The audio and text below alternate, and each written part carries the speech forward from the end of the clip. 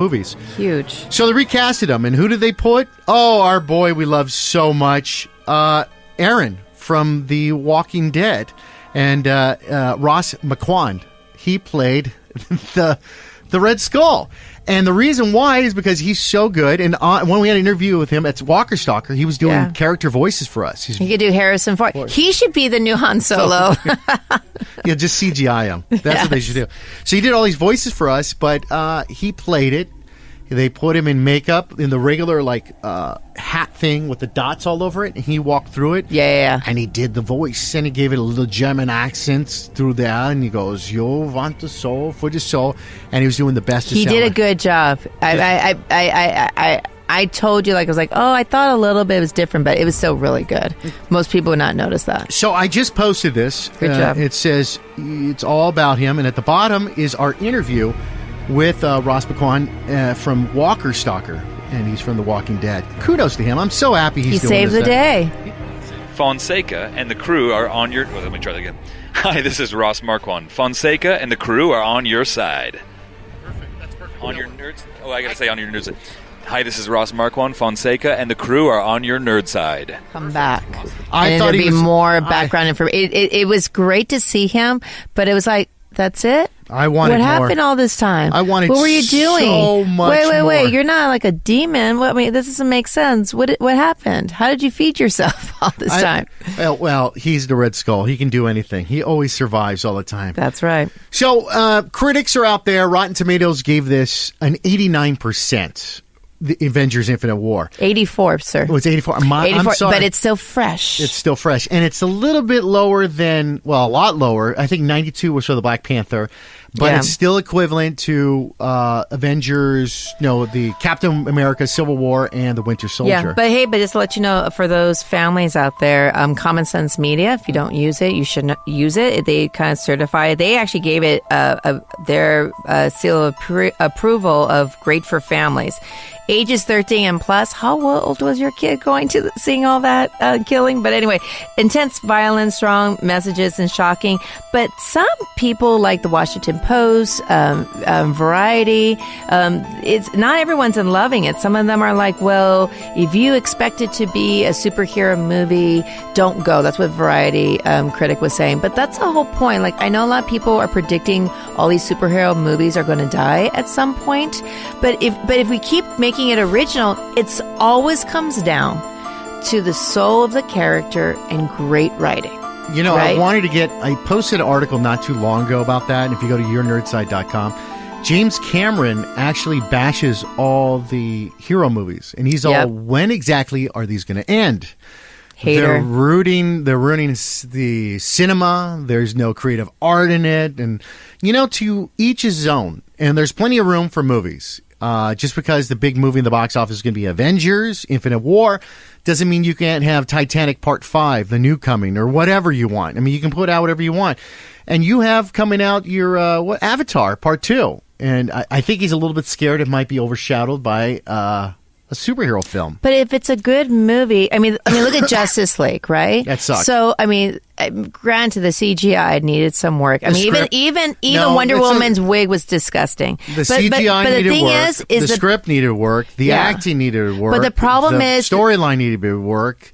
They needed to have character development needed to be worked. Okay, I understand you're upset, but let's move on. But my point is that unless you are the comic book geeks like us, our age group is bashing this. You go to Forbes magazine. This is how the headlines go. Box office, Avengers Infinity War, superhero fatigues to record $106 million Friday. Fatigues. 106? You give me 106 any day, honey. I'm like, what is your problem? Iron Man was 38 million on that one day. But I think that's the problem. It's just that old mindset. And no one's... and any company, I don't care if it's movies or not, look at your audience for the millennials, right? What do they want? And then this new generation as well. Our president always gets us in trouble and gets us on the brink of war. Hold on, gets to the brink of war all the time. There's problems all the time. If you live in a city, you see homelessness, you see all these problems, you see just the world, so many problems with social media. It's nice to escape reality. And this is what people are doing, escaping reality and see these superheroes. If you notice, in Infinite War, we're getting invaded by these huge things. They're coming down. Well, Tony Stark jumps to it. The Hulk jumps to it. And Doctor Strange jumps to it. I don't know about you, but where are my tax dollars going? Why is there a rich man saving us? Where's the U.S. Army, the Marines? Where's the police force? Do you understand what I'm saying? So I do. If we're seeing this and they're upset with our own government or what's happening, escape from reality is I've got these superheroes who are going to protect us from anything, and I don't have to deal with it. And I love them. And on top of that, not only is this superhero going to take care of us, but he's Asgardian, and this guy's got a fine ass, abs, and a nice ass at the same time. I'm going to woman's side. That was really funny about Star-Lord and Thor together and imitating a voice. And I love the fat joke. Like, you're getting a little bit chubby. Did Chris Pratt get a little fat? Be honest. His face did, but then unless it did CGI, which I have not done research on it. Like, there was one part where he was talking to Gamora in his black shirt. Notice it was black, right? That's how you look slim, not the white shirts, guys. And so, and ladies, and non-binary, and et cetera. But anyway, his face looked fat. And so maybe that's his aging thing. I mean, dude, the guy just went through a divorce. Poor guy. Hey, isn't he living in part of our neighborhood? So Chris Pratt, you want to go to Fonseca Mansion. He lives near us. Yeah, he stays in San Francisco. Yeah. He loves San Francisco. I don't know and why. We'll love you right back. All right, so we're going to wrap up the show soon, but what are fans saying? And I've posted a lot of these and because I get CC'd on Your Nerd Side, and always hashtag us Your Nerd Side. Love it. John Ground, this is about the Infinite War. This is Stephen Watrom at Collider's Frosty. John Ground, you're not ready for Avengers Infinite War. All you know is avoid all spoilers. Seriously, go in knowing as little as possible. Russo brothers did the impossible. Wow. Yeah. Jenna Bush. Love your name, Bush. Avengers, hashtag Infinity War. All that. Wow, just wow. I was not expecting this. It was a ballsy movie, blown away. See this now. Don't get spoiled. Can't believe what I just saw. I know. This is some of the audience. And you just go to Fandango. Everything is 5 stars, 5 stars. And that's based on 8,783 fan ratings. And today is just Saturday morning, just one day after the show got posted. Okay, so if I'm going to push anything up or say it's even better, I would say the Civil War. I like Civil War better than this movie. Just because I'm like we have to rank now? No, I'm just telling you. Let's wrap up the show real fast. On the next show, we are going to be talking to some individuals. They're from a TV show called Leave It to Beaver. Ooh. I don't know if we're going to get Jerry Mathers or Tony Dow, one of those two. We had a chance to sit with them and talk with them at Silicon Valley Comic Con. Thank you so much. But make sure to follow the show. It's always at Your Nerd Side. Social media, Facebook, Twitter, Instagram. It's all right there. Your Nerd Side. Just spell it all out. And one if you're word. listening to us on TuneIn, follow us. And I hate doing this to them. And I hate doing this to Spotify. And I hate doing this to everyone, all our social platforms.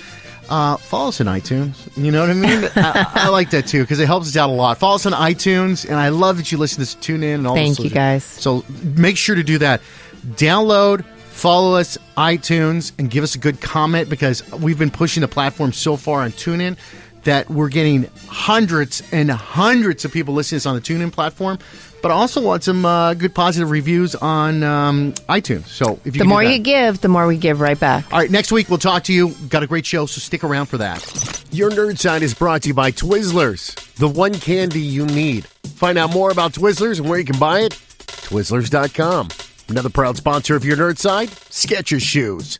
Skechers Shoes. For the holidays, the best shoes to get? Skechers. Skechers.com. And they have so many nerdy shoes to check out. From Star Wars to, well, you name it.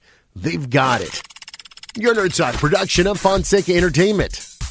On-site producers, Wayne Dotson. Executive producer, Brandon Rendazzle. Yeah, if the show's bad, blame it on Brandon. Make sure to follow us on social media at Your Nerd Side. Twitter, Instagram, Facebook, you name it, we're there. Also, our website, yournerdside.com. Make sure to listen to the show terrestrial, SiriusXM, TuneIn, and, of course, the podcast. We'll talk to you next week, right here on Your Nerd Side.